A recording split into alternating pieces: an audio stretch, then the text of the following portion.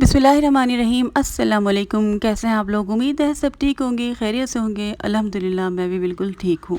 या अल्लाह करीम, जो भी हमसे गुनाह हुए हैं, अनजाने में किए हमने या जान कर किए, या अल्लाह हमारे तमाम गुनाहों को माफ़ फरमा दे।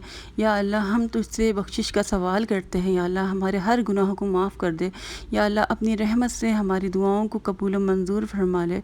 हमारी ख़ताओं को दरगुज़र फरमा मेरे मालिक। हम सब पर रहम फरमा, करम फरमा।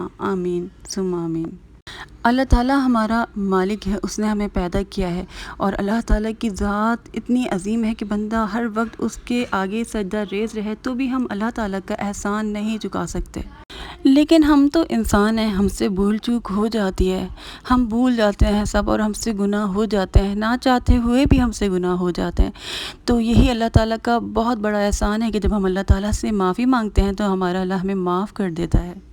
बल्कि कुर्बान जाइए उस मेहरबान अल्लाह ताला की ज़ात पर कि बंदा जब कोई गुनाह कर बैठता है और फिर अपने गुनाहों की माफ़ी मांगता है तो अल्लाह ना सिर्फ उस इंसान को माफ़ कर देता है, उस बंदे को माफ़ कर देता है, बल्कि इतना ज़्यादा अल्लाह ताला हमें इनामात से नवाजते हैं। अल्लाह ताला हमारी दुआएं कबूल फरमाते हैं, हमें इतने ज़्यादा फ़ायदे हासिल होते हैं जो कि अहादीस से भी साबित हैं, कुरान पाक से भी साबित हैं। अल्लाह ताला ने खुद वादा किया है, इस्तग़फ़ार करोगे तुम्हें औलाद दूँगा, इस्तग़फ़ार करोगे तुम्हें दौलत दूँगा, इस्तग़फ़ार करोगे तुम्हें बारिश दूंगा, और इस्तग़फ़ार करोगे तुम्हें जन्नत दूंगा। तो फिर क्या अल्लाह ताला अपने वादों से नाउज़ुबिल्लाह कभी मुकर सकता है? अल्लाह ताला तो अपने वादा पूरा करने वाला है ना।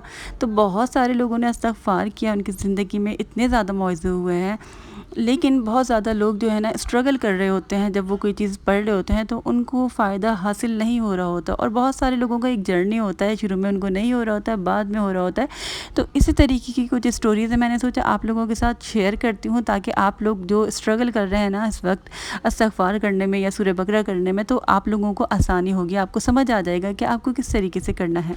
लेकिन उससे पहले जो लोग मेरे चैनल पर नए हैं, जल्दी से मेरे चैनल को सब्सक्राइब कर दें, साथ में बेल आइकन भी दबा दीजिएगा, ताकि मेरी कोई भी नई वीडियो आएगी तो फ़ौरन आप लोगों को मिल जाएगी। और नए लोग जो आ रहे हैं उनको बहुत बहुत वेलकम। तो ये स्टोरी मैंने एक वेबसाइट पे पढ़ी थी और मैं काफ़ी इंस्पायर हुई थी, क्योंकि मैंने भी रिलेट किया था इस स्टोरी से। तो मैंने सोचा कि आप लोगों के साथ भी शेयर करती हूँ।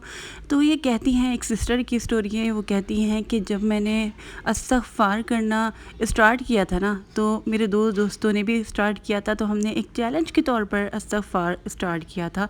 तो कहती हैं कि अल्हम्दुलिल्लाह मुझे इसके बहुत ज़्यादा फ़ायदे नज़र आए।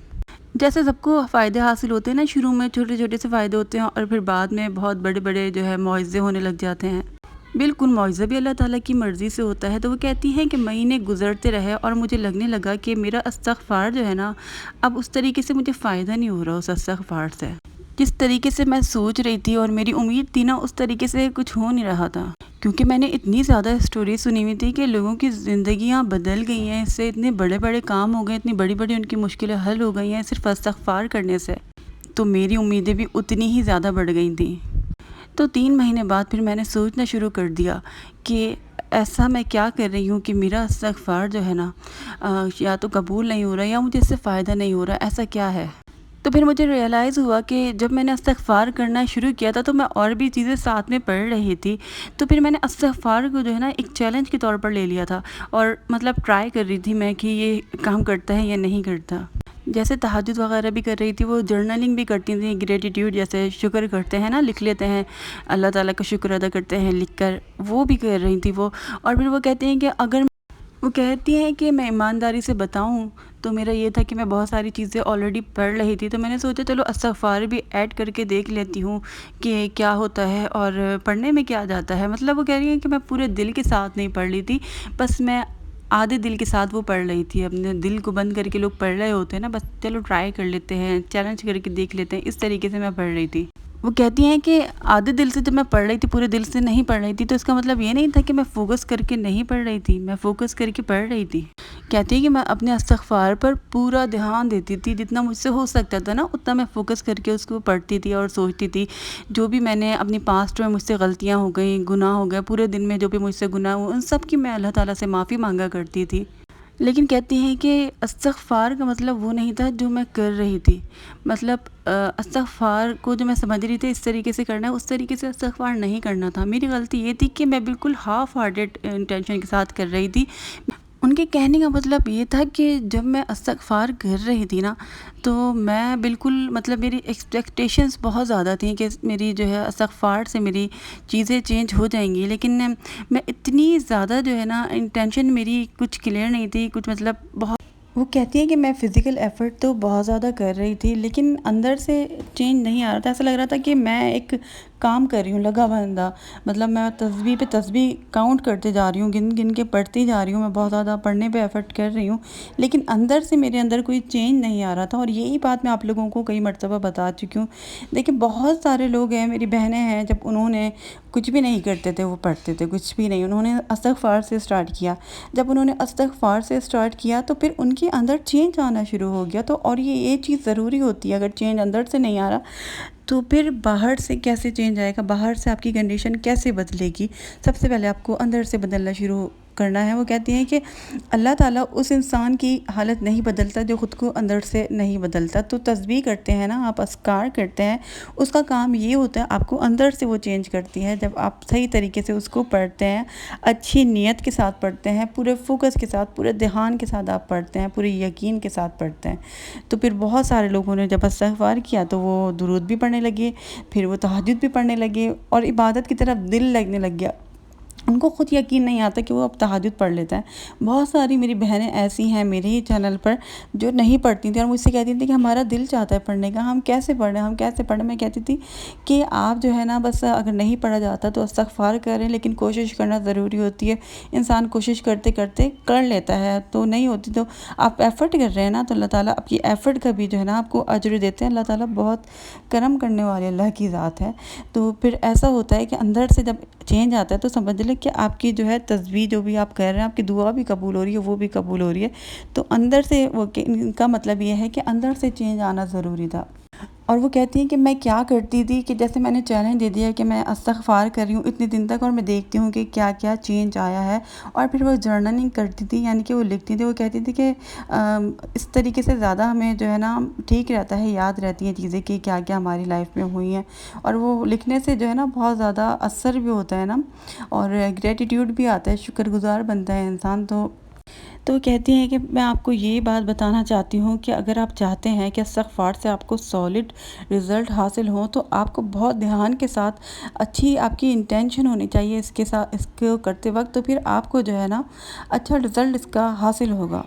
جیسے اگر آپ اللہ سے معافی مانگ رہے ہیں نا، تو آپ کی انٹینشن بھی معافی مانگنے کی ہونی چاہیے، جینوئن ہونی چاہیے، کہ واقعی میں آپ کو پچھتاوا ہونا چاہیے۔